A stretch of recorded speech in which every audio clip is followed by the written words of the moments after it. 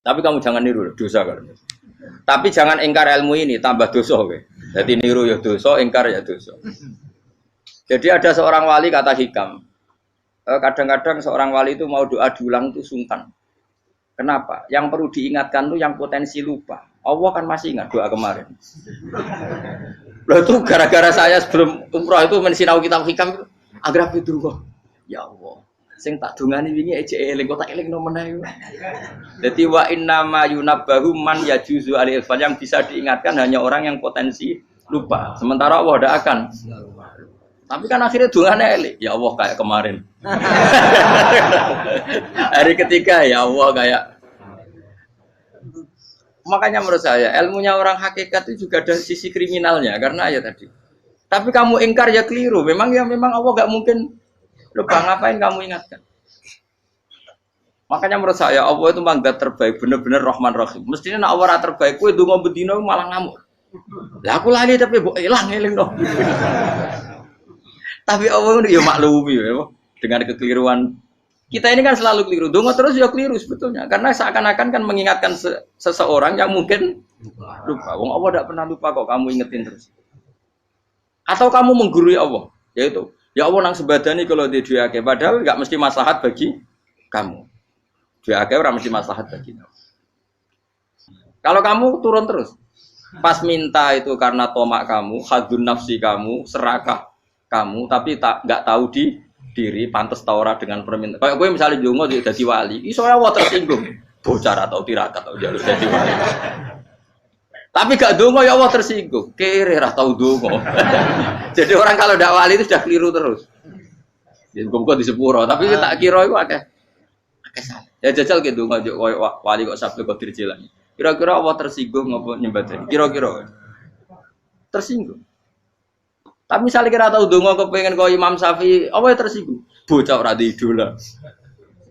Terus piye Gus? Piye kadung salah biasa wis. Wis bakat salah no. Bakat salah. Ini sedungane sing gampang ae sing mesti bener. Rabbana dzalamna anfusana wa lam taghfir lana wa tarhamna lanakunanna minal khasirin.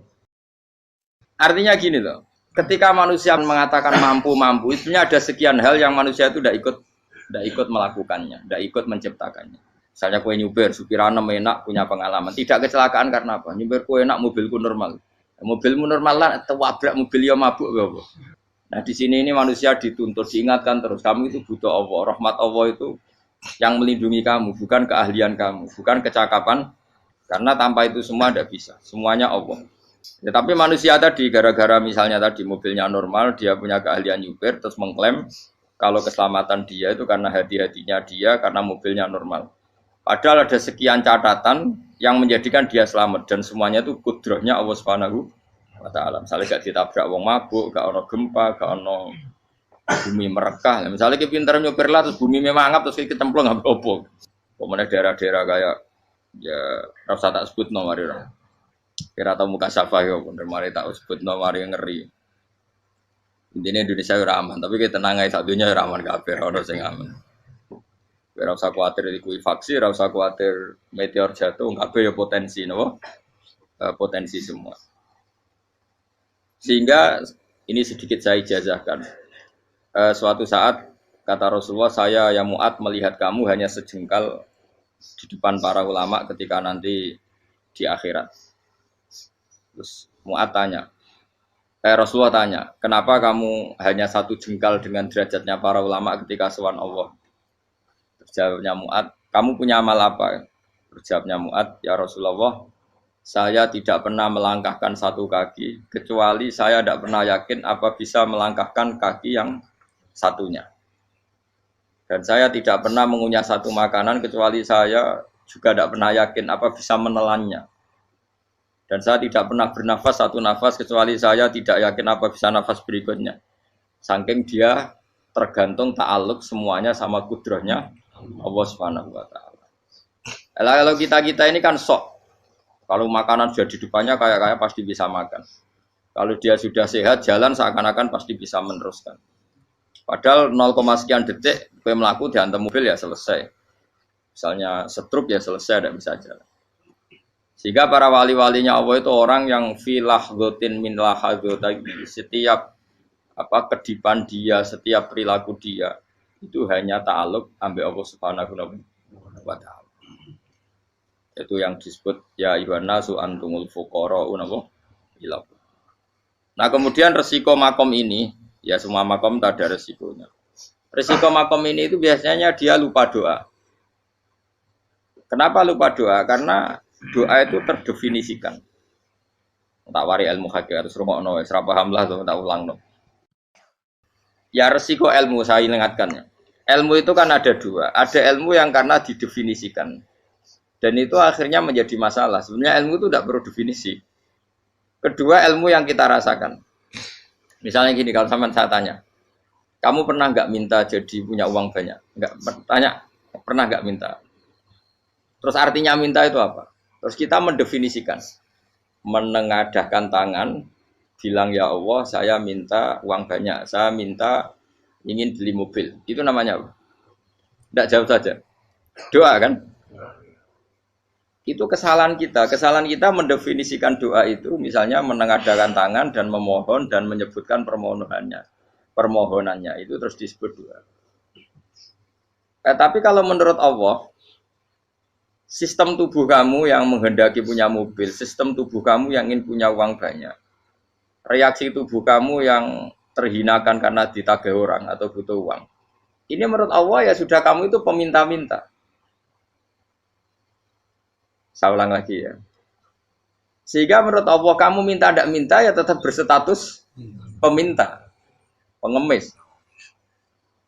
Nah, orang-orang yang sudah wusul, meskipun itu kondisional ya, tidak selalu. Itu ya dia pikirannya menengadahkan tangan apa enggak ya sama saja tubuhnya merasa minta. Sehingga dia tidak perlu mengekspresikan minta. Nah, terus orang yang fikih bilang seperti itu tuh sombong, wong kok gak tahu donga. Sebetulnya keliru vonis orang fikih. Bagaimana mungkin dikatakan sombong? Dia reaksi tubuhnya, elemen tubuhnya sebetulnya meminta. Dia tidak berkategori meminta karena ilmu kadung didefinisikan kalau minta itu yang seperti ini.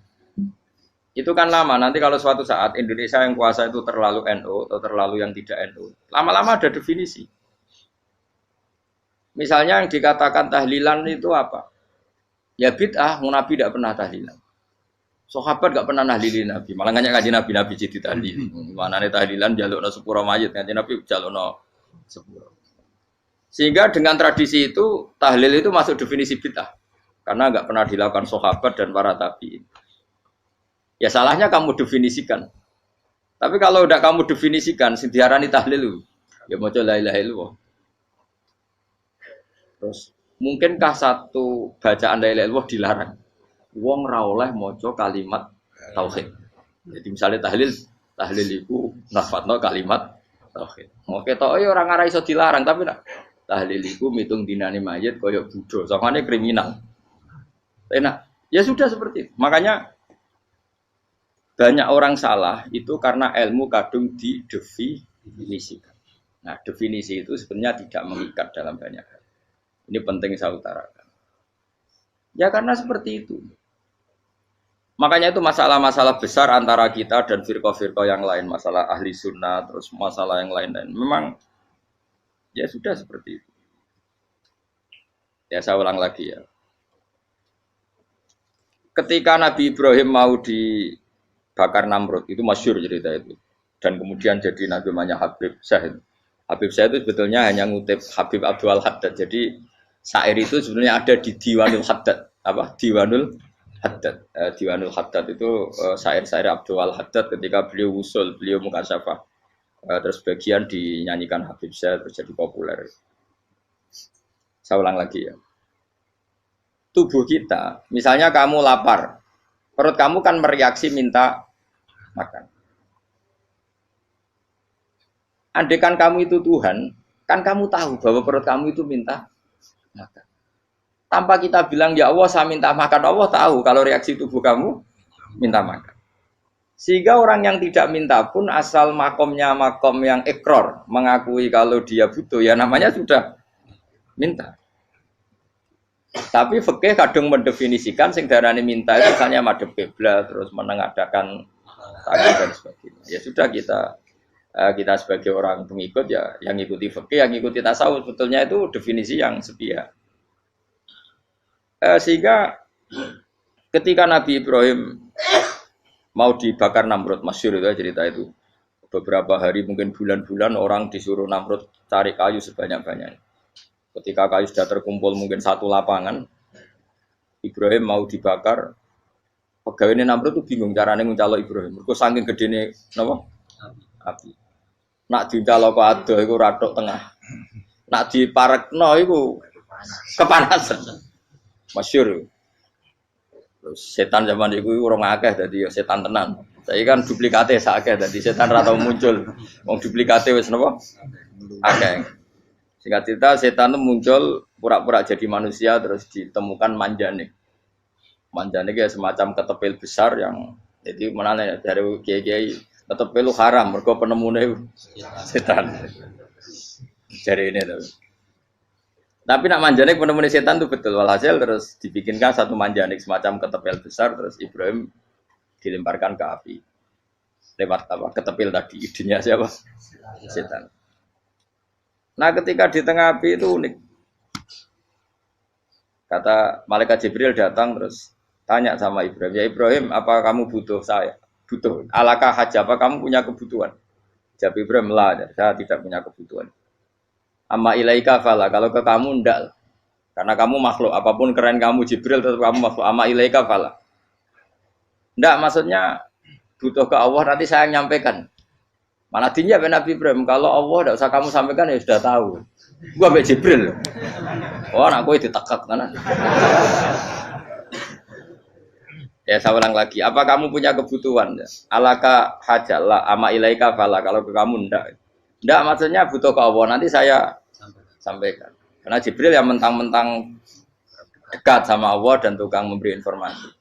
Tapi kata Ibrahim, kalau ke Allah sih nggak perlu kamu, dia sudah tahu. Nah itu terjadi namanya Habib Abdul Haddad masyhur itu apa? Hasbi min su'ali ilmuhu bihali. Jadi cukup ilmunya Allah itu menjadikan saya tidak perlu minta. Hasbi min su'ali ilmuhu bihali.